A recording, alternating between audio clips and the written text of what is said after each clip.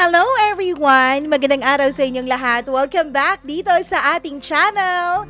And yes, I am so back and today, makikita nyo na talaga akong magbasa ng inyong mga storya. Kasi the other 3 days, wala po akong binasa noon. Parang beauty ko lang po ang nakikita ninyo. Alam kong nairita na kayo. So, eto na. Meron na tayong audio and video at the same time for today's kwento. And syempre, bago natin umpisahan ng lahat, it's usual, alam niyo naman, magpapasalamat po ako sa lahat ng mga nanood at syempre nakinig ng ating mga storya, yung mga nagmumukbang the other days na hindi tayo nakapag-upload. Maraming salamat po talaga.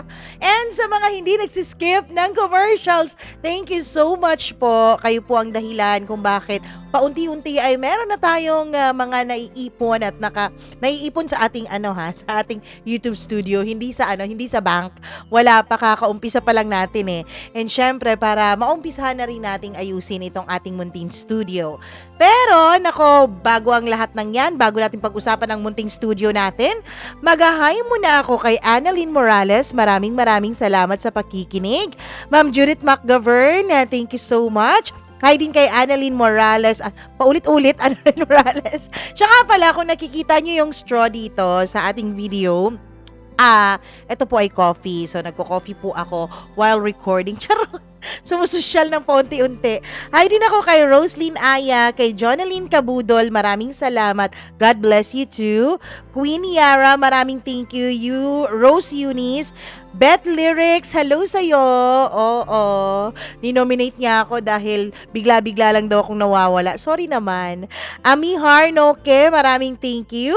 Sally Buma, hello rin kay Princesita Morales, kay Sir Reynaldo de Vera, Aksa Heliana, Merchie Vlog Bukalig, kay Gimaras Girl, thank you so much. Kay Negrita Colaija, hello din kay Drex, maraming salamat. Cesar, Marilyn Castillo, thank you very much. Sa atin pong mga hindi po laging nagko-comment pero laging nandyan at nakikinig sa atin, maraming thank you po sa inyo.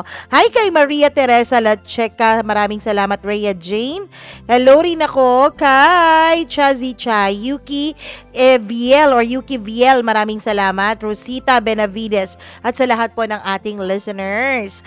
And hindi na po natin patatagalin, masyado na pong mahaba ang ating intro, kaya eto na ang ating tampok na kwento para sa araw na ito, dito lamang sa Dear Mama Mia.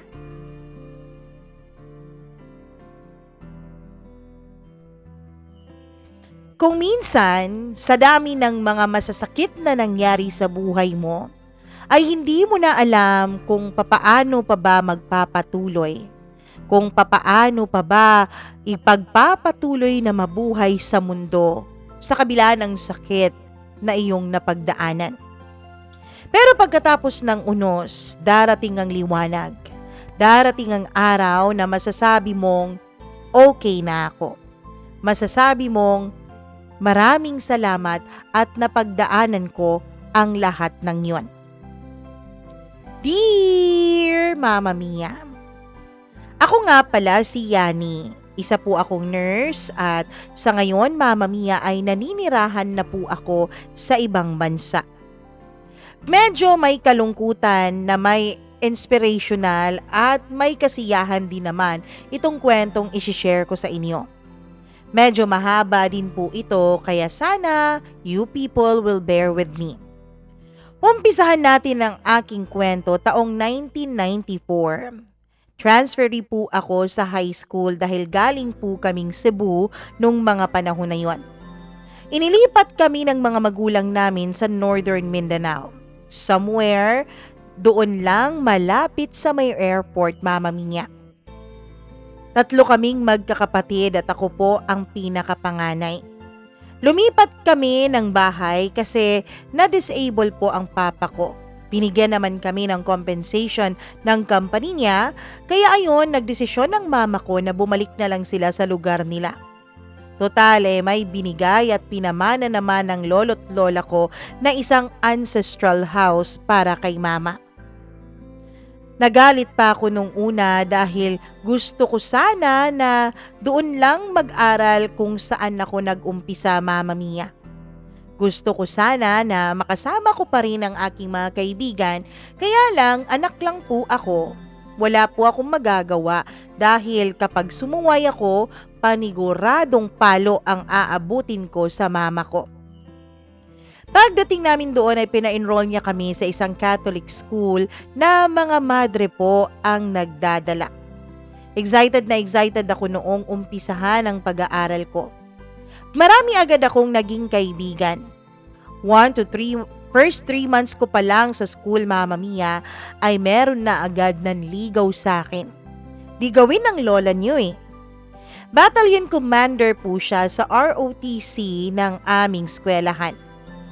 Medyo sikat po siya sa school namin. Anak din po siya ng isa sa may pinakamalaking tindahan sa aming lungsod. Gwapo siya in short at Chinese po ang kanyang lahi. Hatid sundo niya ako, Mama Mia, at dahil nalalakad lang po ang bahay namin dahil malapit lang po ito sa school, ay marami po kaming mga memorable days nung mga panahon na yon. Ang totoo ay okay na okay ang high school life ko. Akala ko nga nung una ay hindi ako makakapag-adjust sa buhay sa Mindanao dahil iba naman po ang kinalakihan ko dun sa Cebu. Kaya lang, Mama Mia, ma-enjoy mo talaga ang buhay when you least expect it. Puppy love talaga ang pakiramdam ko sa amin nung mga panahon na yon. Well, hindi naman kasing grabe kung ikukumpara mo sa generation ngayon ang love story naming dalawa o ang mga pinagdaanan namin. Masasabi kong masaya po ako, Mama Mia. Hanggang hawak kamay lang kami, hanggang kiss sa pisngi. Ganun lang kasi ang generation namin noon, lalo na kapag high school ka pa dahil nakakatakot kapag mahuli ka ng mga magulang mo. One day, may reunion po ang papa ko at ang mga kabarkada niya. Yung papa ko, Mama Mia, dati po ay kasali po siya sa isang banda. Drummer po siya. Sa bahay po sila nag-reunion kasi nga yung mama ko nung mga panahon na yon ay hindi pumapayag na aalis ng bahay ang papa ko nang wala itong kasama. Ate, tawag sa akin ng mama ko. Tapos na ba yung mga pinaiihaw ko sa yung isda at karne? Hindi pa po, ma eh. Sabi ko, sabay nagbabasa ako noon ng pocketbook. Noong mga kapanahunan kasi namin, Mama Mia, isa sa mga libangan ng mga babaeng high schoolers na katulad ko ay ang magbasa ng pocketbook. Romance Tagalog pocketbook. Yung Precious Hearts romance nga eh. Bilisan mo na dyan, mamaya na yung pocketbook mo. Talagang ikaw makukurot kita dyan ha, bilisan mo na. Oo nga, ma. Ilang sandali pa ay lumapit sa akin noon si Papa. Mang, may natapos na ba kayong lutuin? Kasi may mga dumating na eh, baka gutom na sila. Tanong ng papa ko sa mama ko. O sige, isi-serve ko na tong pork pang. Tapos, lalagyan na lang natin ng kanin at may kilawin naman na dyan na handa na. Ate, bilisan mo na ang pag-ihaw dyan ha. Kasi andyan na yung pamilya ng tito nitoy mo. Kasama ba ang asawa niya, Pang? Oo, pati yung 3 nilang mga anak. Best friend ng papa ko si Tito Nitoy. Mula pa pagkabata ay magkaibigan na talaga silang dalawa. Hanggang sa umalis na nga sila sa lugar nila at nagkanya-kanya ng buhay, ay magkaibigan pa rin sila, Mama Mia. Buti na lang at nauwi ang Tito Nitoy dahil talagang namimiss niya lagi ang kanyang asawa. Nung mga panahon kasi na yun, Mama Mia, ang asawa at pamilya ni Tito Nitoy ay naiwan po sa Mindanao, samantalang siya ay pumunta naman ng Maynila. Pero hindi siya nakatiis doon dahil sa sobrang pagkamiss niya. Mama Mia, ang papa ko nga pala ay itinanan itong mama ko dahil dati ay ayaw ng mga magulang ng mama ko sa papa ko. 20 years kasi ang age gap ng mga magulang ko. Ang totoo, Mama Mia, ay parang corrupting minor nga itong papa ko sa mama ko dati. Pero hindi naman po minor si mama nung itinanan siya ng papa ko. Habang ako ay nag-iihaw sa labas, sila naman sa loob ng sala ay masayang masaya na. Napakalalakas ng kanilang mga boses. Lalong-lalo na ang papa ko na masayang masaya na dinalaw ng kaniyang mga kaibigan. Nag-set up na rin sila ng kanilang mga instruments sa combo, Mama Mia. Ilang sandali pa ay nag-umpisa na silang mag-jamming. Kasi dati, Mama Mia, ay sikat po sila sa kanilang lugar bilang tagatugtog. Hay sa wakas, tapos na rin akong mag-ihaw nung mga panahon na yon. Pagkatapos noon ay tinuloy ko na ang pagbabasa ko nung pocketbook ko. Nakayuko lang ako, Mama Mia, habang naglalakad dahil nakafocus ang mata at ang utak ko sa aking binabasa. Hanggang sa hindi ko na namalayan na may isang lalaki pala akong makakabungguan na. Hindi na ako nakaiwas sa kanya, Mama Mia, dahil nga focus na focus ako noon sa aking pagbabasa. Ako palabas ng kusina, siya naman ay papasok noon. Mama Mia, halos tumilapon pa noon ang karne na nasa platong bit-bit ko. Buti na lang talaga, Mama Mia, at yung iba ay nasaluko naman sa plato. Kaya lang, Mama Mia, yung iba naman ay napaso ang kamay ko dahil sinaluko ito at nabagsak ko ang aking pocketbook. Napasigaw ako ng aray. Sumisigaw ako at tinatawag ko ang mama ko. Para po akong isang kinakatay na baka nung mga panahon na yon. Hala, sorry miss. Kasi hindi ka tumitingin sa dinadaanan mo eh. Wisit ka? Ako pa bang may kasalanan ha? Umiiyak na ako noon dahil mahapdi na talaga yung napaso na kamay ko, Mama Mia. Kasi naman, bagong luto pa po ang mga karning yon. Dali-dali namang lumapit ang mama ko at si Tita Lourdes. Uy, ano nangyayari sa inyong dalawa? Anong nangyayari dyan, Jed? Mama Mia, sa utak ko noon ay Jed pala ang pangalan ng walang hiyang lalaking to. Mi, siya kasi hindi tumitingin sa kanyang dinadaanan. Oh, okay lang yun. Sige na, pumunta na kayo dun sa sala at kumain na kayo. Ako nang bahala dito. Kinuha ng mama ang dala ko. Ako naman ay umiiyak pa rin noon dahil sa magkahalong sakit at galit na naramdaman ko. Mama Mia, hinugasan ko na lang ang kamay ko ng malamig na tubig. Sila sa sala ay walang kaalam-alam na napaso na pala talaga ako dahil napakaingay na nila. Bising-busy na sila at kumakain na ang mga bisita ng papa ko. Ako naman ay umiiyak pa rin sa sobrang sakit dahil sa napaso kong kamay. Tigilan mo na yung pag-iyak mo dyan, para kang baka, para kang baliw eh, sabi ng papa ko. At dahil takot ako sa papa ko, ay pinahiran ko na lang ang mga luha ko, Mama Mia. After namin kumain ay nag-umpisa na silang mag-inuman. Yung mga asawa ng mga kabarkada ni Papa ay ibang grupo din sila kasama ang mama ko. Ibang grupo din sina Papa at syempre ibang grupo din kami na mga anak. Naiinis talaga ako kapag nakikita ko ang mukha ni Jed, Mama Mia. Gwapo sana siya, kaya lang galit pa rin ang naramdaman ko sa kanya nung mga panahon na yon. Pagkatapos ng pagkain at syempre pagpapakilala nung mga hindi pa magkakakilala, ay nag-umpisa na magtugtog sina Papa. Nag-jamming sila ng kanilang mga lumang tugtugin. Mga El Mundo, mga Tom Jones, Kwando at iba pa. Hanggang sa nagsalita yung tito nitoy ko. Siya kasi ang may hawak ng microphone.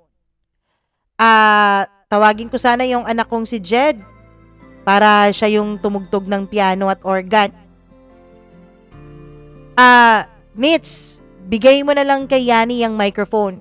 Magaling kasing kumanta ang anak kong yan eh. Oh, Yani, halika dito. Ikaw ang kumanta. Hindi naman po sa pagmamayabang, Mama Mia, pero may konting talent po ako pagdating sa pagkanta. Ilang beses na rin ako noong nanalo sa Cebu kapag merong mga amateur singing contest. And of course, ang coach ko po, walang iba kundi ang mama at papa ko. Kung siguro tinuloy ko ang pagkakareer ko sa pagkanta, ay baka nakalaban ko pa sina Sherin Regis nung mga panahon na yon. Pero char lang, Mama Mia. Dati kasi po ay naging kalaban ko na po si Sherilyn Regis nung sumali ako sa isang amateur singing contest. Kaya lang siya po ang nanalo nung mga panahon na yon.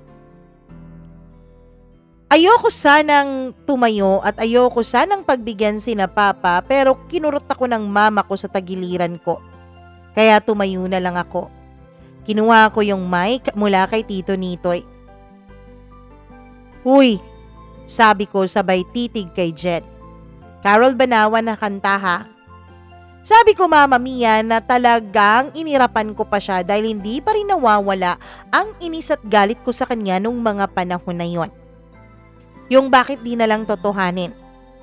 Hanggang sa nag-umpisa na ring tumugtog si Jed at ako naman ay nag-umpisa na ring kumanta noon ng bakit di na lang totohanin ni Carol Banawa.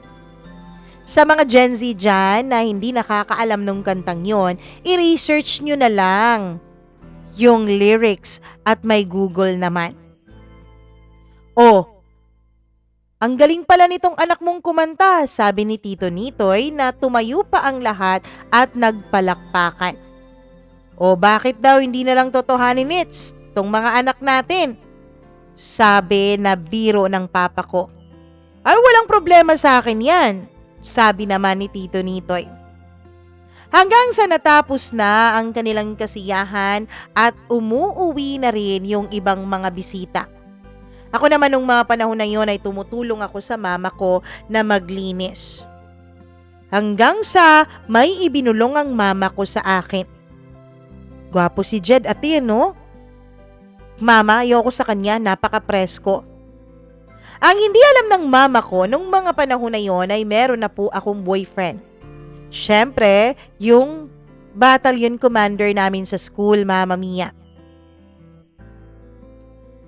Bakit? Nililigawan ka ba niya? Kung makaayaw ka dyan, parang nililigawan ka na niya eh. Sabi ko, gwapo lang. Mama Mia, medyo napahiya ako noon sa sinabi ng mama ko kaya inirapan ko na lang siya. Tinawanan lang ako ng mama ko. Eto talagang mama ko dahil medyo hindi naman kalakihan ang agwat ng edad namin ay talagang parang bata pa po siya kung minsan na umasta. Para po siyang teenager kung tutuusin, Mama Mia. And during our times, usong-uso po nung mga panahon na yon ang love letters. Alam nyo, sa mga Gen Z dyan, napakasarap kapag nakatanggap ka ng love letters. Mama Mia, hindi ko alam na nag-umpisa na pala ang admiration ni Jed sa akin.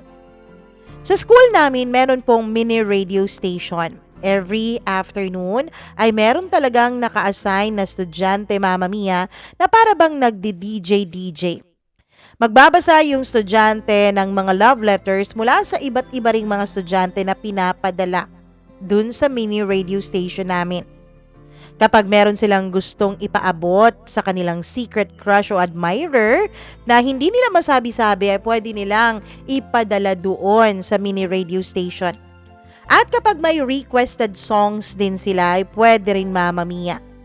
Ganun po ang drama sa school namin. Noong mga panahon na yon, Mama Mia, nagsiselos pa talaga ang boyfriend ko sa akin. Ahead po ng 1 year sa akin yung boyfriend ko, Mama Mia. Lagi siyang selos na selos dahil nakakarinig siya na may nagsusulat ng love letter for me from my secret admirer daw. Mama Mia, hindi ko naman alam na meron palang mga sikretong nagkakagusto sa akin sa school noon. Hanggang sa araw-araw na may binabasa ang naka-assign na DJ sa school na love letter for me. At dahil doon ay binansagan na nila akong crush ng campus.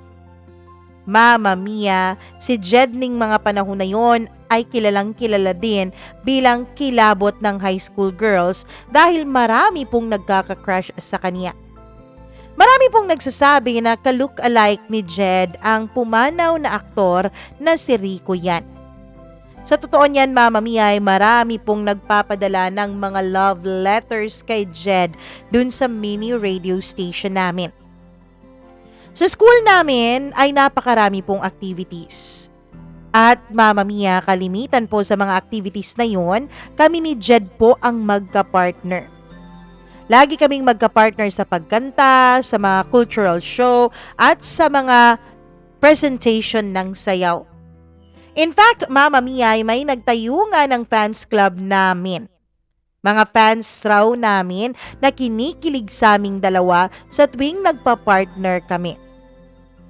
Mama Mia, nung mga panahon na yon, nawawala po unti-unti ang feelings ko at ang kilig ko sa boyfriend ko. Dahil lagi na lang po siyang nagsiselos. Medyo nasasakal na po ako sa pang-aaway niya sa akin. Kaya ayon, napuno ako kaya hiniwalayan ko na siya ng tuluyan. Pero kami ni Jed, Mama Mia, partner din kami lagi sa mga program sa school. Pero kahit na pinagpa-partner kami ay hindi ko pa rin siya masyadong kinikibo. Pero honestly, Mama Mia, hindi ko alam kung dala lang ng mga kilig dahil sa tampulan kami ng tukso, pero nararamdaman ko po that I secretly falling in love with him.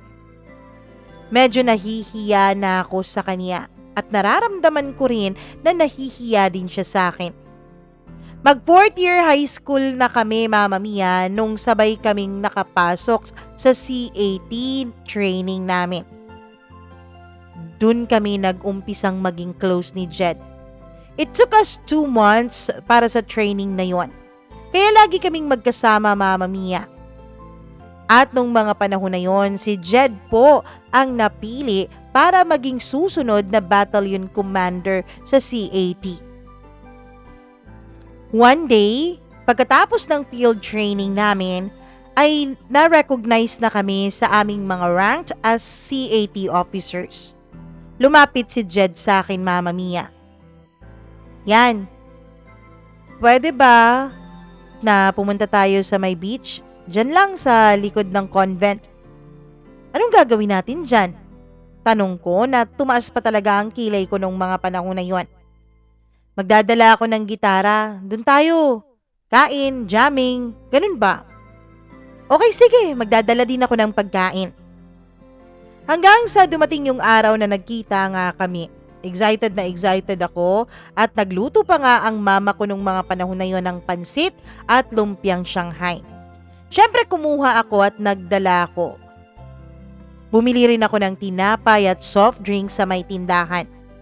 Doon kami nagkita sa isang undeveloped na beach, doon lang sa may likuran ng malaking puno ng talisay, Mama Mia.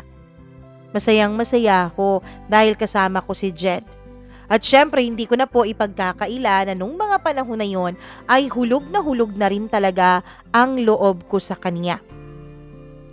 Walang paglagyan ang naramdaman kong kasiyahan nung nanligaw na nga sa akin si Jed sa pamamagitan ng kanta, Mama Mia. Hanggang sa sinagot ko na rin siya. Hinawakan niya ang kamay ko at humingi siya sa akin ng isang kiss. Ang tamis ng unang halik. First time at nakakakilig naman talaga. Inspired na inspired kaming dalawa, Mama Mia, at known na known kami as high school sweethearts. Lagi siyang nagre-request ng songs para sa aming dalawa dun sa radio station ng school, Mama Mia. At ang lagi niya talagang nire-request ay yung mga kanta ng Michael Learns to Rock. Napaka-vocal niya po sa kanyang nararamdaman para sa akin. Hindi po siya nahihiyang mag-send ng mga love notes at binabasa yon sa aming radio station na naririnig ng halos lahat ng mga estudyante. Ganun po kami at famous po kami sa school namin before. If sasabihin niyo pong batch 1990 blank, halos mga magkakabatch namin ay kilalang kilala talaga kami. at maaalala talaga kami. Mama Mia, naging masaya din naman ang both parents namin at hoping na sila na kami na raw talaga ni Jed ang magkakatuluyan. Until sa graduate na nga kami ng high school. Si Jed ay kumuha ng physical therapy, samantalang ako naman ay nursing ang kursong kinuha. Nung college kami ay pareho po kami ng university sa city. Nag-boarding house kami pareho pero magkaiba po ang place namin. And that time, Mama Mia, ay nakapakalapit na naming dalawa sa temptation. One day, wala po kaming klase at pasok noon kasi fiesta po sa syudad. Pumunta ako sa boarding house ni Jed dahil manonood raw kaming dalawa ng sine. Kumatok ako sa kanyang pintuan. Jed, tawag ko sa kanya. Ilang sandali pa ay binuksan na niya ang pintuan at si Jed nung mga panahon na yon ay katatapos lang maligo. Tuwalya lamang ang suot niya sa kanyang katawan. Mama Mia, ewan ko pero may naramdaman akong kakaiba noon sa aking katawan. Nung mga panahon na yon ay halos nakalunok ako ng sarili kong laway. Doon ko nakita ang kabuuan ng katawan ni Jed. Syempre, liban lamang sa kanyang alam nyo na. Maganda pala ang katawan ng boyfriend ko. Pinapasok niya ako at agad niyang sinarado yung pinto. At agad niya akong hinalikan.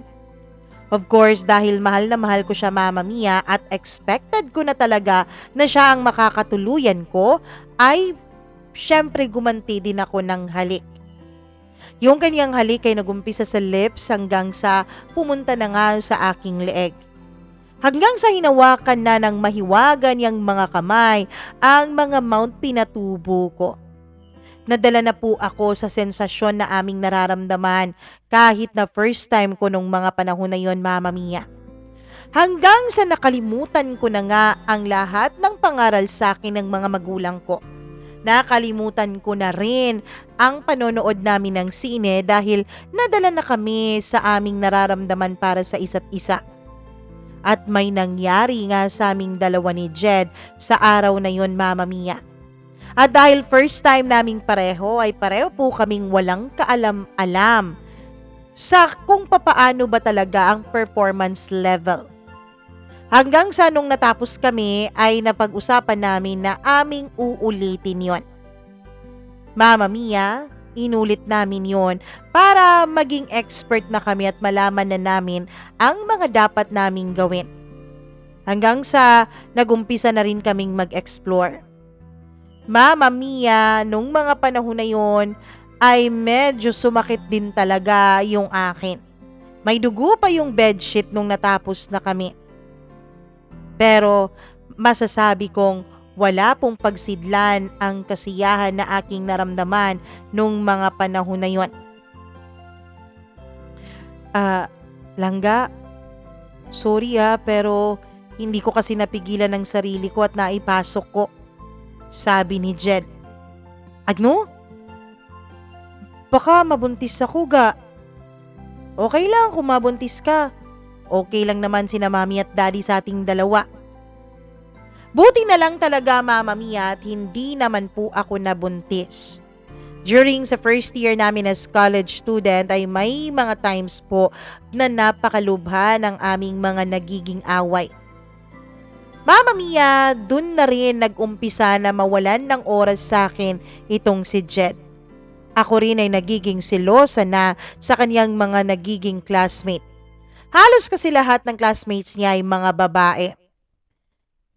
Pero Mama Mia, ang maganda lang kay Jed ay lagi niyang sinisettle ang away namin. At hindi siya pumapayag na natatagalan ng ilang araw ang aming pag-aaway. So nung second year college na kami ay hindi na namin pinaalam sa aming mga magulang na nagsasama na kaming dalawa ni Jed sa iisang boarding house. At dahil magkasama na kami sa iisang bahay, ay dun na namin mas nakikilala ang aming mga sarili at ang isa't isa. Totoo po talaga ang sinasabi nila na hindi mo pa talaga lubusang makikilala ang partner mo kung hindi kayo titira sa iisang bubong. At hindi po lahat ng panahon sa isang relasyon ay puro na lang kasiyahan. Lagi pong may pagsubok. Sinusubukan po kami ng panahon. Laging may mga pasakit at kahirapan na pwede ninyong pagdaanan. One time, Mama Mia, pakiramdam ko nung mga panahon na yon ay buntis po ako. Natatakot po ako dahil baka hindi ako makatapos ng pag-aaral, Mama Mia. Kasi may mga times din kasi noon na nama-mild stroke ang papa ko. Nahihirapan na rin ang mama ko na ipagpatuloy pa ako sa aking pag-aaral. Nung nalaman kong buntis nga ako, Mama Mia, plano ko ay isurpresa si Jed. Langga, may ibibigay ako sa'yo na advance birthday gift, sabi ko sa kanya. Nilagay ko po ang pregnancy test kit na ginamit ko sa isang box at nilagyan ko pa po yun ng ribbon at gift wrap. Excited na excited akong makita ang kanyang reaksyon nung mga panahon na yon. I know na talagang matutuwa siya. Ano yan ga? Sabi niya habang tinuon niya ang kanyang sarili noon sa pag-aaral. Agad kong inabot yung box, Mama Mia. Nagulat siya dahil may kalayuan pa po nung mga panahon na yon ang kanyang birthday. Sige na, buksan mo na, sabi ko na excited na. Nung binuksan ni Jed ang pregnancy test kit na may 2 linya, Mama Mia, nagulat ako dahil wala siyang naging reaksyon. Titig na titig lamang siya sa pregnancy test kit na yon at saka bumalik siya sa pagbabasa ng kanyang libro. Ka? Tanong ko, Mama Mia, pero nung mga panahon na yon ay naiiyak na po ako sa sobrang sakit na aking nararamdaman. Yun bang sakit, Mama Mia, na halos gusto mo na lang talaga noon na saksakin ang dibdib mo? Hindi pa ako ready, ga. Sabi niya habang titig na titig sa kanyang libro. Si ate kasi, susunduin pa niya ako pa Amerika after kong makatapos sa kinukuha kong kurso. Ano ga, naguguluhan ako eh. Natatakot ako na hindi natin kayang panindigan to. Mama Mia, hindi ako nagsalita at umalis ako. Hindi ko na pinakinggan ng rason niya. Pumunta ako noon sa kaibigan ko. Nag-aya ako ng inuman. Napakasakit kasi talaga ng mga narinig ko mula kay Jed. For 5 years, Mama Mia, sa aming relasyon, umpisa pa nung high school kami, akala ko ay kaya niya akong panindigan. Hindi ako umuwi dahil grabe talaga ang pagtatampo ko noon kay Jed. Useless kung uuwi pa ako sa boarding house namin, hindi naman niya ako paninindigan. After 1 week ay nakareceive ako ng balita mula kay mama na namatay raw ang papa ko. Bagsak na bagsak ako nung mga panahon na yon. Sekreto akong iyak noon sa kwarto. Tinext sa tinatawagan ako noon ni Jed pero wala po siyang nagawa, Mama Mia. Ine-expect ko nung mga panahon na yon na hihingi siya ng tawad sa akin. Umuwi ako sa amin. At habang pinagmamasdan ko, Mama Mia, ang patay na body ng papa ko, ay inilihim ko lamang ang mabigat na problemang dala-dala ko nung mga panahon na yon. I was so down and I felt hopeless. Naawa din ako sa mama ko at sa 2 ko pang mga kapatid. Hindi ko kayang dagdagan pa yung mga problema at sakit na nararamdaman nila. After ng libing ni Papa, financially ay naghihirap talaga kami. Hindi na kinakaya ng mama ko na ipagpatuloy pa ako sa aking pag-aaral. Humingi na siya ng tulong sa mga kapatid ng papa ko. Tumawag si mama sa tita ko sa Cebu. Pwede ba na maipasok ko bilang kasambahay sa inyo itong si Yani? Tapos mag-working student lang para makatapos lang siya sa kanyang pag-aaral. Magpo-4th year na kasi siya eh. Nursing ang kinukuha niya. Sayang naman kung matitigil pa siya. Sige, sige. Kailan kayo pupunta dito? Sagot naman ng tita ko. Hahanap muna kami ng pamasahe. 4 kasi kaming sasakay ng barko. Aasikasuhin ko muna yung SSS ng kapatid nyo para may pampamasahe kami papunta dyan. Mama Mia, this time ay talagang natigil po ako sa aking pag-aaral. Trinay ko pong pumunta dun sa boarding house namin ni Jed, Mama Mia, pero sabi ng landlady namin ay wala na raw doon si Jed. Umalis na daw siya. Kinuha na raw siya ng kanyang kapatid. Hindi man lang kami nakapag-usap ng maayos. Umiyak ako, Mama Mia. Alam ko na mapo-frustrate talaga ang mama ko sa kinahinatnan ko nung mga panahon na yon. Alam ko kasi na malaki ang tiwala ng mama ko sa akin na makakatapos ako ng aking pag-aaral at makakatulong ako sa kahirapan ng aming pamilya. Umuwi ako pabalik ng lugar namin. Mama Mia, hindi ko na rin matawagan pa ang cellphone ni Jed. Out of coverage area na ang kanyang number.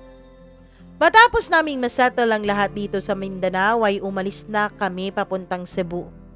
Nag-working student kaming magkakapatid sa tita ko, Mama Mia. Si Mama naman ay tumutulong din sa konting negosyo ng tita ko pati na rin sa bahay niya.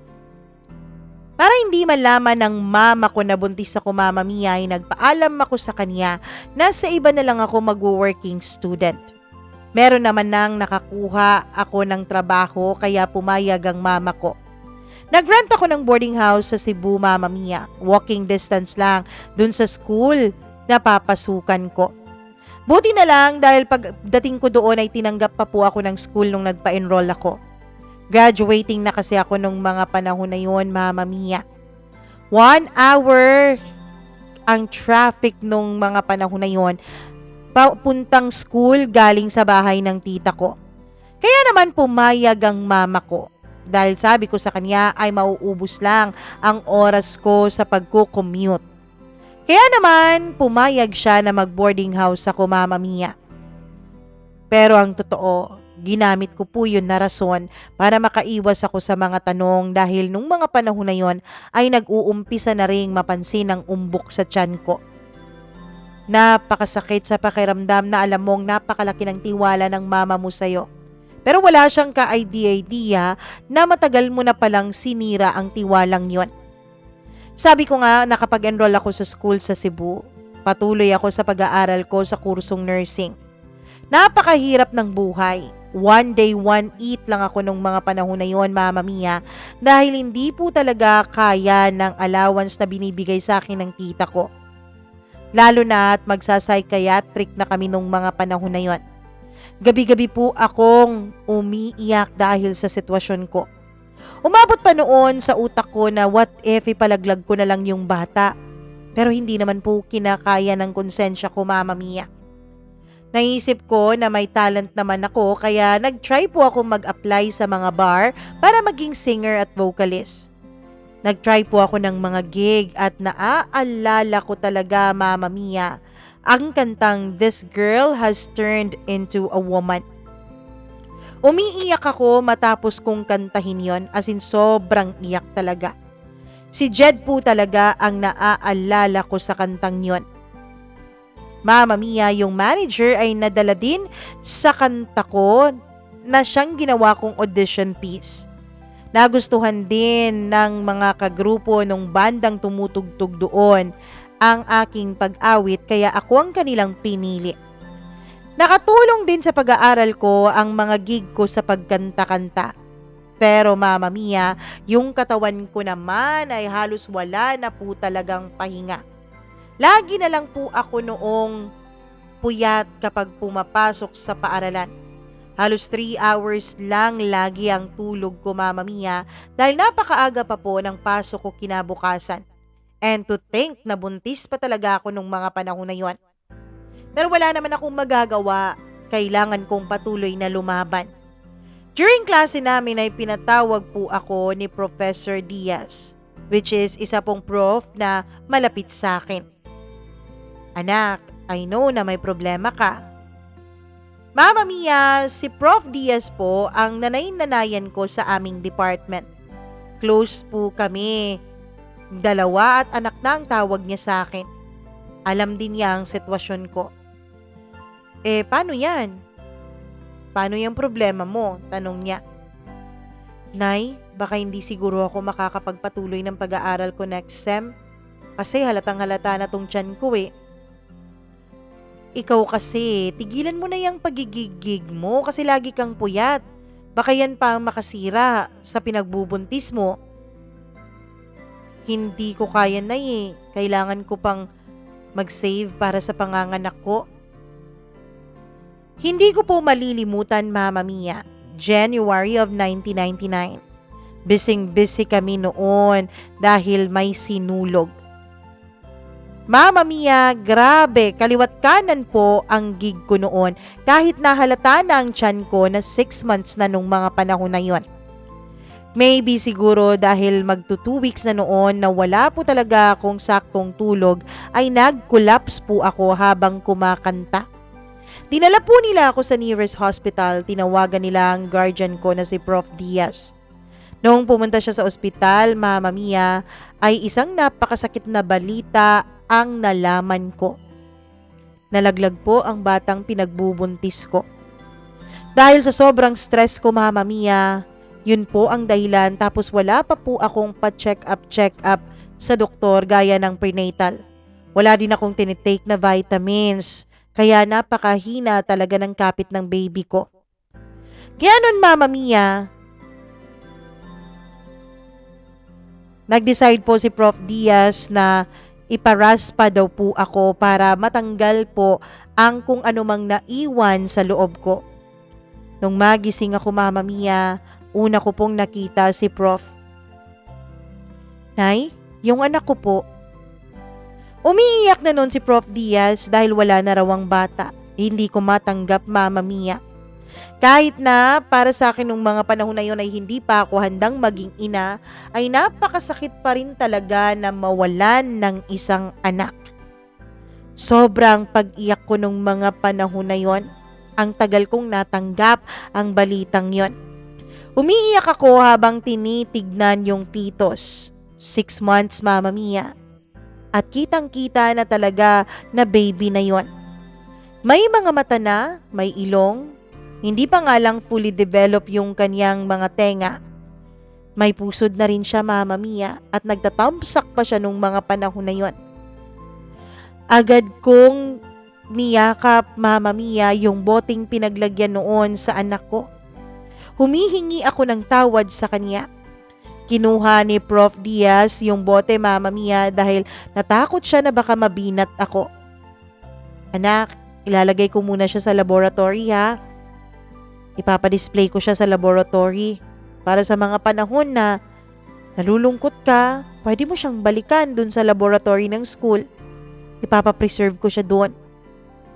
Paglabas ko ng ospital, Mama Mia, ay pinagpatuloy ako ni Prof sa aking kursong nursing hanggang sa nakatapos na nga ako at nakagraduate. Kahit na nasasaktan ako nung mga panahon na yon, kahit na ang dami-dami kong dinadalang problema, sa awa namang ng Diyos ay nakapagtapos din ako. Naghahanda na ako noon para sa nursing board exam. First time ko pong pumasok sa Santo Niño Church ulit. Mula nung naghiwalay kami ni Jed, ay nakalimot na rin po ako sa Diyos. Nakalimutan ko na pong lumapit sa Kanya kahit pa nung mga panahon na hirap ako sa buhay ko. Mama Mia, nakaluhod po ako habang naglalakad galing sa pintuan ng simbahan hanggang sa altar na umiiyak. Sobrang iyak dahil humihingi ako ng tawad noon sa Diyos dahil nakalimot ako sa Kanya. Pinalabas ko lahat ng mga sakit na naramdaman ko, lahat ng mga pinagdaanan ko. Nung natapos na ako sa simbahan ay dumiretso na ako sa school. Pinuntahan ko yung laboratory kung saan nakadisplay yung anak ko. Agad kong niyakap yung bote na pinaglagyan sa kanya at humiiyak ako na humihingi ng sorry ng paulit-ulit na hindi ko sinasadyang malaglag siya. First time ko yon na nakatitig ako sa kanya, Mama Mia. Doon pa lang ay nakikita kong namanan niya ang mukha ng kanyang ama. Mama Mia, napakatangos sana ng ilong niya at napakagwapo niyang bata. Opo, lalaki po sana yung anak ko. Anak, pasensya ka na talaga ha? Haba, alam ko, ikaw na yung bumitaw dahil alam mong nahihirapan na ang mama. Alam mong mahihirapan ang mama kung paano kanya bubuhayin. Pasensya ka na talaga anak ha? Sana hindi ka nag-give up kay mama anak. Mama Mia, napakasakit habang binabalikan ko ang mga panahon na umiiyak ako ng paulit-ulit. Naipasa ko naman ang nursing board exam last 2002. Nakapagtrabaho ako ng maayos, Mama Mia. At pinatigil ko na rin ang mama ko sa pagtatrabaho dun sa tita ko. Bumalik na rin kami sa Mindanao. Ako na ang gumastos para makapagpatuloy sa pag-aaral ang dalawa ko pang mga nakababatang kapatid. Pina-renovate ko na rin ang bahay namin. Binigyan ko ng konting negosyo ang mama ko. Isang araw, Mama Mia, habang namamalengke ako, ay may lumapit sa akin na kaibigan ko. Sabi niya, Mama Mia, may pwesto raw siya sa loob ng merkado ng mga gulay. Kaya ayun. Uy, Yani, bakit ang ganda-ganda mo na? Kumusta ka na? Wala na akong naging balita sa iyo ah. Hi Jel, okay lang ako. Saan ka na nagtatrabaho ngayon? Sa city, sa isang ospital. Talaga? Nagkita na kayong dalawa ni Jed? Ah, andito na ba siya? Akala ko nasa Amerika pa siya eh. Oo, kararating lang niya kasi namatay yung mami niya last week. Halos magkasunod yatang namatay yung daddy at mami niya. Talaga? Oo. Pumunta siya dito kani-kanina lang eh. Andito siya ngayon?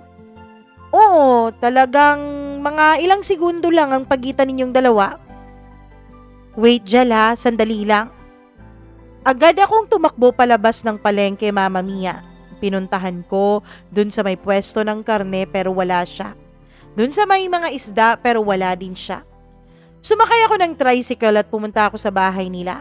Pagdating ko sa bahay nila, Mama Mia, ay napakatahimik at sarado po yun. Pero sinubukan ko pong tumawag, baka may tao sa loob. Tao po! Tao po! May lumabas na kapitbahay. Ah, wala na sila dyan, iha. Kasi kaaalis lang nila kanina eh. Pabalik na ata sila sa Amerika. Mama Mia, halos nawalan ako ng lakas at kusang tumulo ang mga luha ko nung mga panahon na yon. Naglakad na lang ako papauwi sa bahay namin. Napakasakit ng naramdaman ko.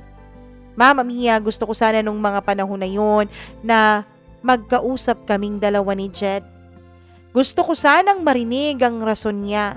Kung bakit hindi siya nagparamdam sa akin, kung bakit hindi man lang kami naghiwalay ng maayos. Hindi naman po basta-basta ang naging relasyon namin. 5 years po kaming naging magkarelasyon. Pero bakit nawala na lang siyang bigla? Gusto kong marinig ang kanyang paliwanag, Mama Mia, dahil napakasakit pa rin talaga ng ginawa niya sa akin. Hindi ko lubos sa kalain na bigla-bigla na lang mawawala ang pagmamahal niya sa akin. Hindi ko lubos sa kalain na makakayanan niya noon na ipagpalit kami ng anak niya sa kanyang pangarap na makapuntang Amerika. Umuwi ako ng bahay, umiyak ako ng umiyak sa loob ng kwarto ko. Hanggang sa napagdesisyonan ko, Mama Mia, na hindi na ako iiyak ulit kay Jed. Hindi na ako maghahabol sa kanya. Dahil parang wala talaga siyang pakialam sa akin, Mama Mia eh. Alam naman niya kung saan ang bahay namin. Pero bakit hindi siya pumunta doon? Bakit hindi niya ako hinanap? Siguro wala talaga siyang pake at wala na siyang pagmamahal kaya dapat tigilan ko na rin ang kabaliwan ko sa kanya. Mahirap din kasing hanapin ang taong ayaw magpakita. Moving on na ako nung mga panahon na yon kahit na masakit at wasak na wasak pa rin ang puso ko. Nag-focus ako sa career ko, Mama Mia, sa tulong ng mga kapatid ko at sa mama ko ay naging madali rin para sa akin ang healing process. Siguro kung wala ang pamilya ko, baka na mental hospital na ako. Mama Mia, wala akong naging problema sa trabaho ko. Magandang takbo ng aking trabaho at marami na rin akong naging mga kaibigan. May mga nanliligaw na rin sa akin pero hindi ko po sila sinasagot dahil sa traumang naranasan ko. Kahit na masasabi kong nag-move on na ako at nakapag-move on na ako, ay masakit pa rin at nakakatakot pa rin magmahal ulit. Wala na akong social life noon. Trabaho, bahay at pamilya ko lang talaga ang aking buhay nung mga panahon na yon. Yang mga party night out, wala na sa akin yan. Mahirap talagang kalimutan ng lahat, Mama Mia, dahil lagi pong bumabalik sa isipan ko ang nangyari sa akin at sa anak ko. Mama Mia, tuwing sinulog po ay pumupunta ako sa Cebu para gunitain ang anak ko. Lagi akong pumupunta sa school at lagi ko siyang tinitignan na nasa loob lamang ng bote. Noong 2000 ay dun po lumabas ang internet. May Friendster na nung mga panahon na yon, may Skype at Yahoo Messenger na rin. Hanggang sa unti-unti ay na-introduce na rin si Facebook, Twitter at Instagram. Mama Mia, trinay ko pong isearch ang pangalan ni Jed pero wala po akong makita. Merong kapareho niya ng pangalan kaya lang ibang mukha naman ang nasa profile. Every reunion ay wala talaga akong balita kung umuuwi ba siya ng Pilipinas. Hanggang sa unti-unti ay nakakalimutan ko na rin siya. Siguro mas masaya nga siya dun sa Amerika. Siguro nakahanap na rin siya ng kanyang mamahalin. At siguro nga mas masaya at mas mahal niya yon kesa sa akin. Lagi talaga ako nagpapasalamat noon sa support system ko dahil kahit sa mga panahong nagre-relapse ako ay nandyan po ang mama ko at mga kapatid ko. Sa ospital na pinagtatrabahuan ko ay meron po akong best friend. Itago natin sa pangalang Faith. Yan, sali tayo sa medical mission sa church namin. Si Faith ang naging best friend ko, Mama Mia. Hindi kasi siya palagala at napakahinhin niya. Napaka-devoted din niya sa kanilang simbahan. Talaga? Kailan yan? Sige, magli-leave ako. San ba yung medical mission ninyo? Sa Iligan. May barangay kasi doon sa may bukid sa Iligan.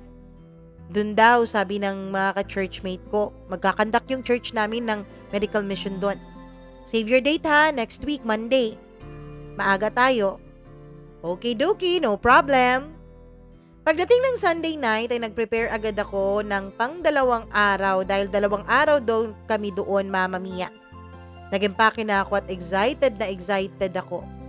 Although wala namang bayad yon dahil medical mission, Mama Mia, pero talagang ang isip ko noon ay maganda po itong pagkakataon para makatulong ako sa ibang tao. Kinabukasan around 4 a.m. ay sinundo na nila ako ni Faith. Nag-van kami nung mga panahon na yon.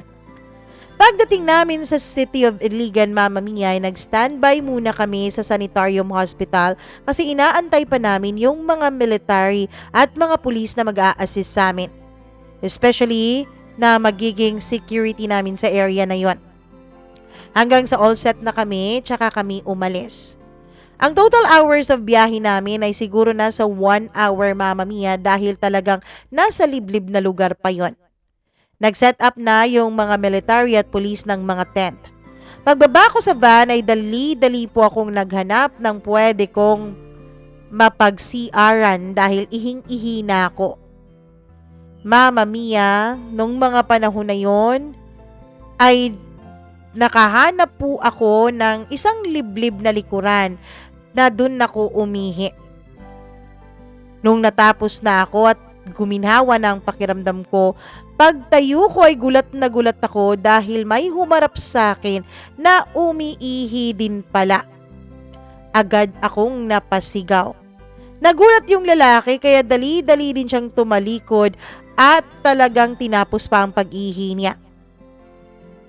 Mama Mia, nagulat din ako sa nakita ko. Yes, dahil kaharap ko siya, nung tumayo ako ay nakita ko po talaga ang alaga niya. At nakakagulat ang size na yon. Sir, sorry. Mama Mia, napamura pa siya nung mga panahon na yon. Ako naman ay tumakbo ng pagkabilis-bilis. Natakot talaga ako at napahiya at the same time. Bumalik ako sa tent ko at sinet up ko na yung mga gamit ko. Sterile gloves, gauze, stethoscope at iba pa. Hindi ko na namalayan, Mama Mia, ang lalaki kung sino man siya. Nabisi na kami at marami na kaming ginagawa dahil marami na pong mga pasyenteng dumating. Nag-assist na ako sa mga batang mga doktor hanggang sa nakapag-rest na kami during lunchtime. Doon ay unti-unti akong nag-stretching, Mama Mia, nang biglang may nagsalitang lalaki sa likuran ko. Ma'am, pasensya ha. Hindi ko kasi sinasadya. Hindi ko alam na nandun ka pala. Sorry at napamura tuloy ako. Tumawa na lang ako, Mama Mia, pero ang naalala ko talaga yung nakita kong alaga niya. Okay sir, no problem po yun. Napahiya ako nung mga panahon na yun at siya naman ay kumakamot sa kanyang ulo. Ma'am, anong pangalan mo? Call me Yani. Ikaw sir? Call me Ben. Staff po ako, ma'am. Oh, akala ko army kayo. Hindi, pero parang same lang din ang nature ng work namin. Ganun ba? After lunch ay bumalik na kami sa aming kanya-kanyang pwesto dahil naging busy ulit kami. Nung dumidilim na, Mama Mia, ay nagulat ako dahil may nag-abot sa akin ng pagkain. Nung tumingala ako ay si Ben pala yun. Mama Mia, doon ay unti-unti kaming nag-usap.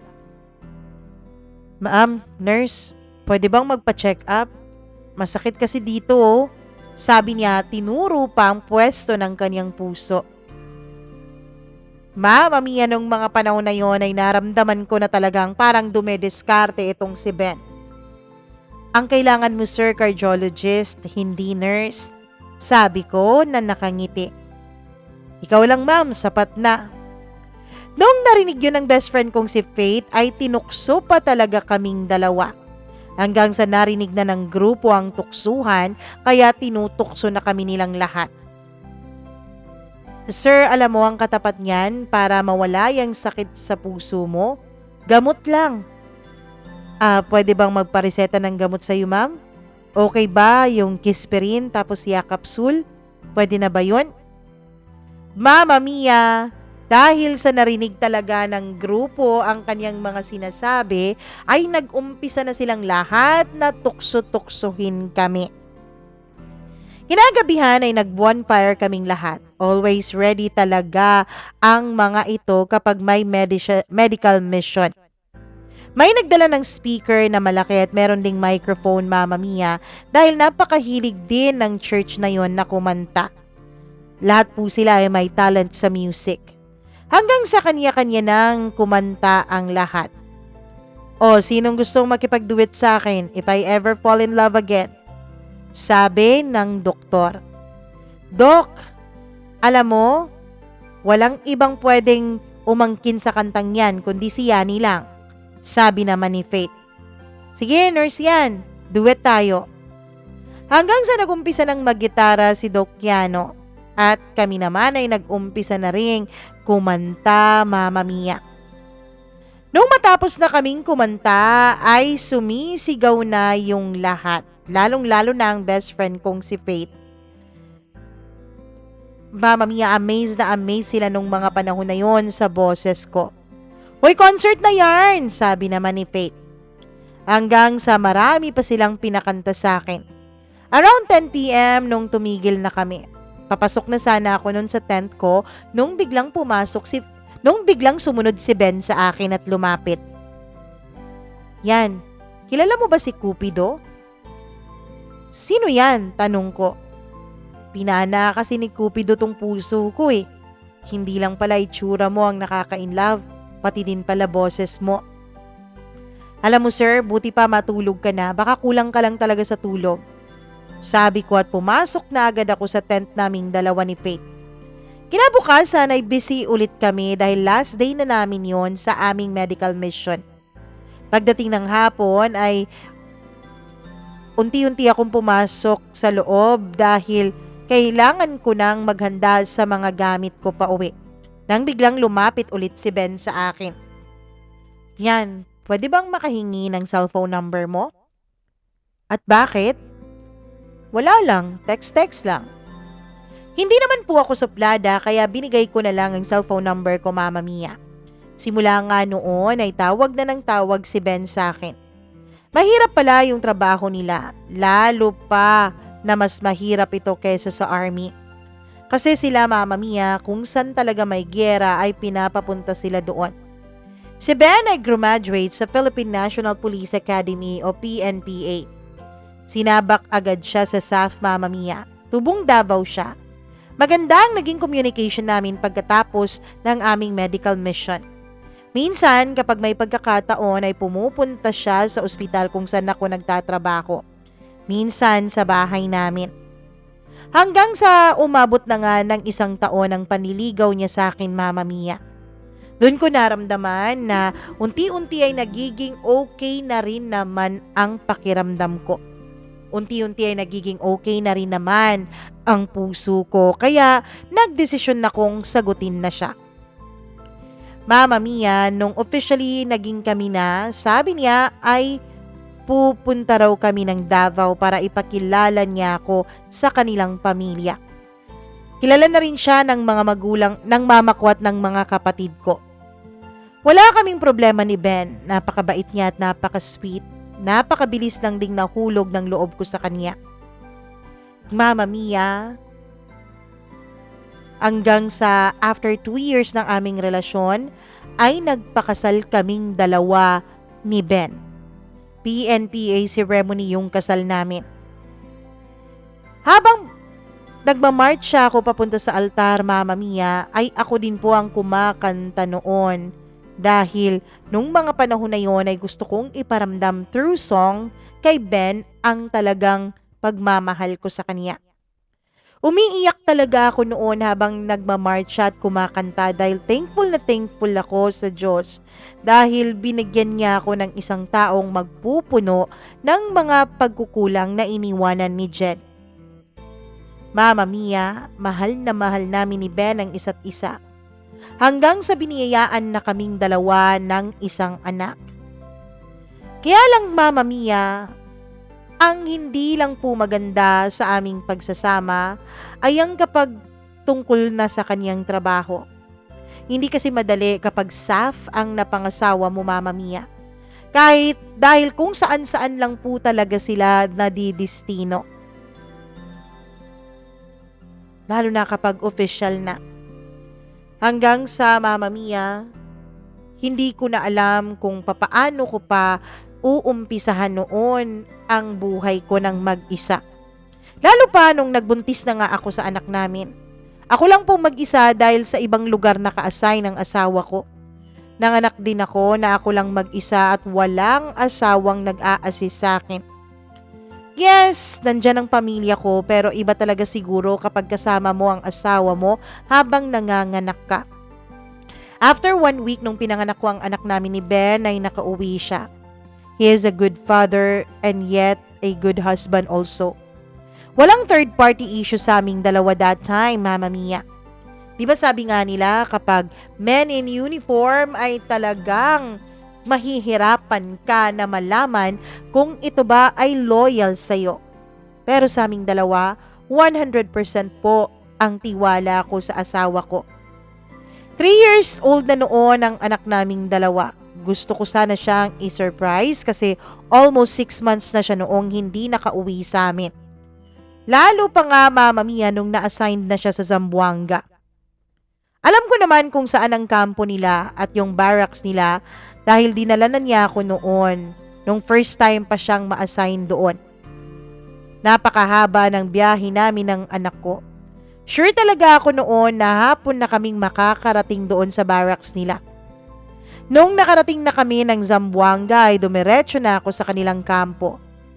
Mama Mia, nung mga panahon na yon ay nagulat ako dahil pagdating ko ay agad ni radyo nung gwardya sa may gate ang pagdating ko. Agad akong sinalubong ng kaniyang kasamahan na opisyal na siyang naging best man namin noon sa kasal at ninong din ng anak ko. "Kumusta ka, Mare? Oh, bakit kayo napasugod dito? Ang laki na pala ng inaanak ko." "Andyan ba si Ben?" "Naku, wala pa po, Mare. May operation kanina. Bukas pa po sila bababa. Hatid na kita sa bayan, dun ka na magpalipas muna ng gabi." "Hindi ba bukas ang kubo niya?" "Hindi, Mare. Nakalak yun, kaya sige na, hatid ko na kayo." Pumayag na lang ako, Mama Mia. Naaawa na rin kasi ako noon sa anak ko dahil halatang pagod na sa naging biyahe naming dalawa. Almost 10 hours din kasi ang biyahe namin. Pumunta muna ako sa kubo ni Ben at nakaupo dun sa may labas.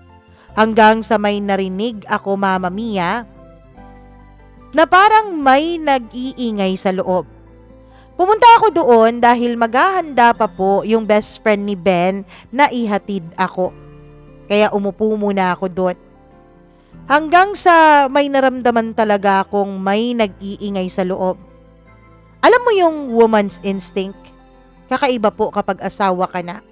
Iba ang instinct kapag mag-asawa na kayong dalawa. Mama Mia, nung pinakinggan kong maigi ay parang biglang nawala yung ingay. Pero hindi talaga ako mapakali nung mga panahon na yon. Umalis na ako at pumunta dun sa kubo ng kumpare namin. "Pare, wag mo na pala akong ihatid, may bibilhin pa kasi ako ng pagkain. Baka matagalan ako. Mag-aabang na lang kami ng masasakyan dyan sa labasan."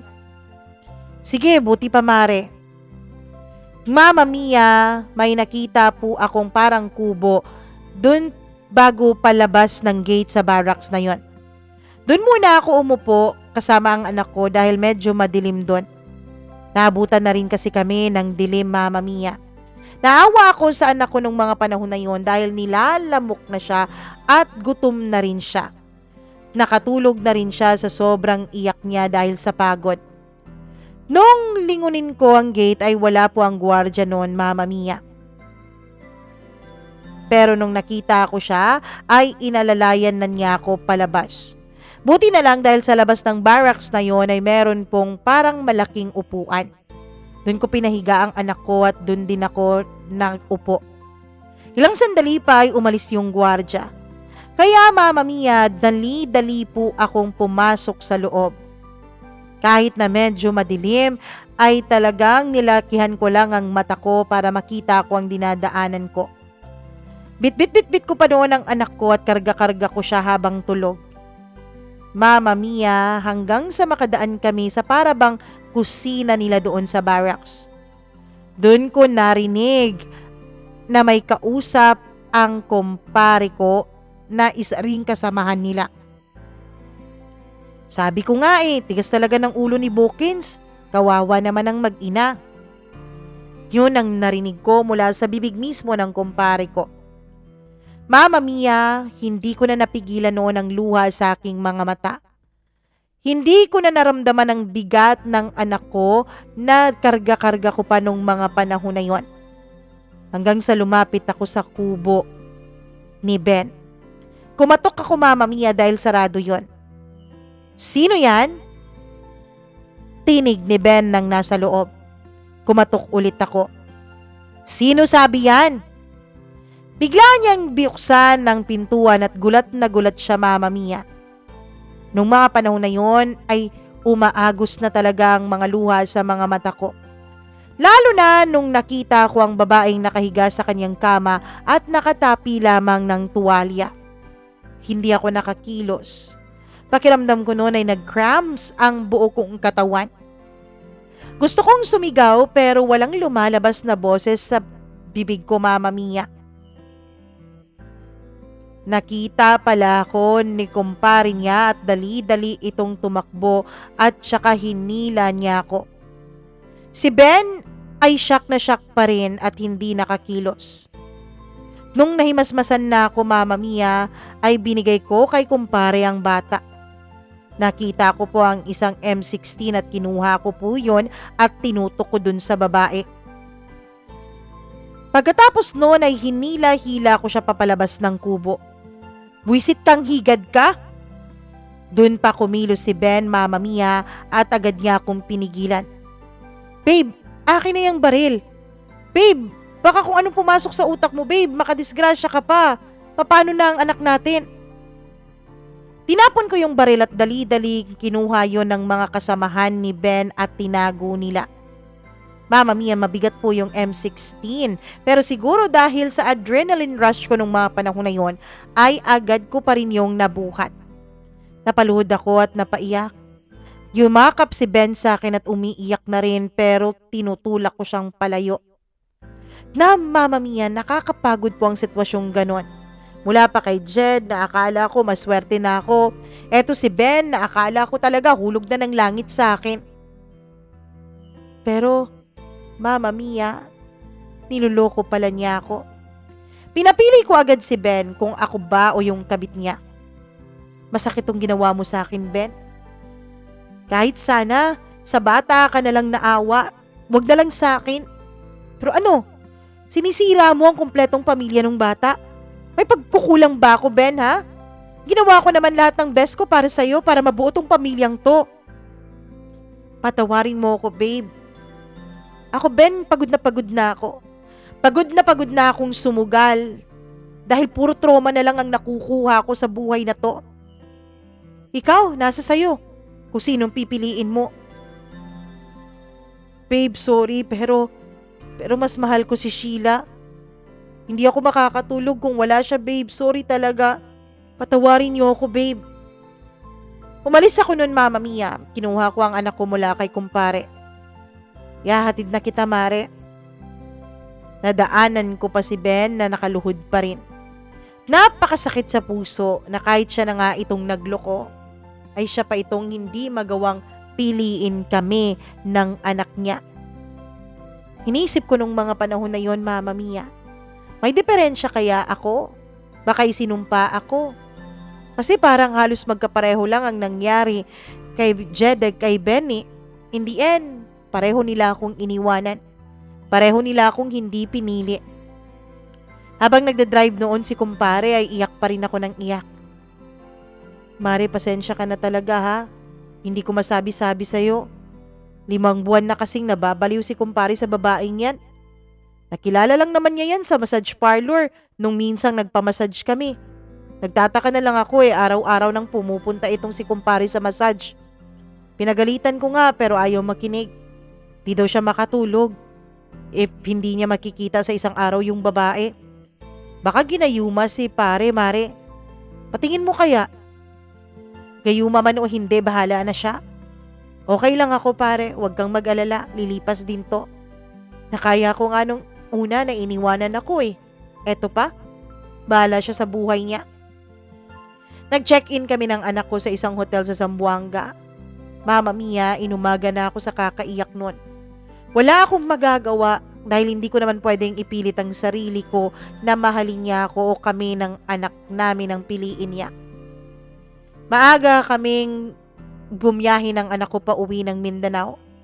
Mama Mia, umuwi ako sa mama ko. Sinabi ko sa kanya ang mga pinagdaanan ko at napaiyak ang mama ko sa nangyari sa akin. Hinayaan lang ako ni mama. Ako naman ay iniyak ko lahat ng sakit na naramdaman ko. Ate, pasensya ha kung wala ako maitutulong sa'yo. Paano? Desisyon mo yan kaya support na lang ako sa'yo, sabi ng mama ko. Niyakap ako ng mama ko at nagpapasalamat ako sa kanya. Nagtanong ako kung pwede bang iwanan ko muna sa kanya ang anak ko dahil aalis ako. Kailangan ko munang magpakalayo-layo. Kailangan ko munang maghilom sa sarili ko, Mama Mia. Dahil pakiramdam ko nung mga panahon na yon ay meron talagang mali at kulang sa akin. Umiiyak na rin ang mama ko habang magkayakap kaming dalawa.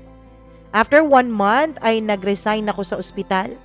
Umalis ako, Mama Mia, at pumunta ako ng Cebu at nag-apply ako pa Saudi. Natanggap din naman ako sa isang ospital papuntang Saudi, Mama Mia. Pero bago ako umalis, ay pinuntahan ko muna ang panganay kong anak sa laboratory. Kinausap ko siya at sinabi ko sa kanya ang tungkol sa pinagdadaanan ko at niyakap ko siya. Habang nasa bote pa rin siya. Fresh na fresh pa rin ang tingin ko sa kanya, Mama Mia. Feeling ko ay nakipag-usap sa akin ang anak ko nung mga panahon na yon. Dahil pakiramdam ko ay parang gumagalaw-galaw siya sa loob ng bote. Kahit na alam ko, Mama Mia, na tubig man ang dahilan kung bakit ito gumagalaw. Maybe imagination ko lang yon. Humingi ako sa kanya ng guidance sa susuungin kong panibagong parte ng buhay ko. Pumunta ulit ako sa Santo Niño Church, Mama Mia. Nakaupo ako sa may pinakalikurang bahagi at umiiyak. Wala akong prayers, wala akong hinahangad. Mama Mia, natatakot na ako noon na magdasal. Umiiyak lang ako at dun ko nilabas ang sakit na naramdaman ko at ang bigat sa puso ko. Nung mga panahon na yon, pakiramdam ko, Mama Mia, ay sinisisi ko ang Panginoon dahil bakit hindi na lang niya ako bigyan ng isang taong talagang nararapat sa akin. Huwag na niya akong padaanin sa kahit na ano pa mang sakit. Hanggang sa dumating na ang araw ng flight ko papuntang Saudi.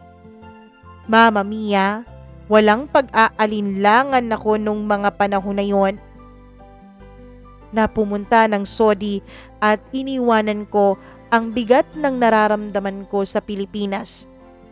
Kinausap ko muna ang anak ko kahit alam kong hindi pa niya ako masyadong maiintindihan. Sinabi ko sa kanya na kailangan gawin yon ng mama. Sinabi ko sa kanya na lola na muna niya ang mag-aalaga sa kanya. Dahil kailangan kong maghanap buhay para sa aming dalawa at kailangan ko ring maging okay. Ang alam ko kasi noon, Mama Mia, hindi ako magiging okay hanggat iisa lang ang hangin na nilalanghap naming dalawa ni Ben. Mahaba pa po ang kwentong ito. Yes, pero wag kayong mag-alala dahil bukas na bukas may part 2 ulit tayo. Magsasabi na ako ngayon na eto pa rin ang suot ko sa bukas na video dahil ire-record ko ito right after recording this. Hindi muna, kakain pa pala ako tapos magkakape pa rin pala. Anyways, maraming salamat sa inyong pagkikinig. Bukas, atin pong dudugtungan ang kwentong ito ni Yani. Naku, napakasakit naman. 2 broken heart na yon, Yani, ha? Mukhang kumukota ka na. So bukas, tingnan natin kung mahanap na ba talaga ni Yani ang totoong magpapasaya sa kanya. Maraming salamat sa inyong panonood at pagkikinig hanggang sa puntong ito ng ating video. Please do like and share this video at huwag niyong kakalimutan, kung hindi pa po kayo subscriber, please do subscribe to our channel and click the notification bell para lagi po kayong na-update sa tuwing meron tayong bagong upload. At kung meron po kayong sariling kwento, mag-email lamang po kayo sa mamamiacdo0317@gmail.com. Ako po si Mama Mia and magandang araw sa inyong lahat. Hanggang bukas po. Paalam! Mwah!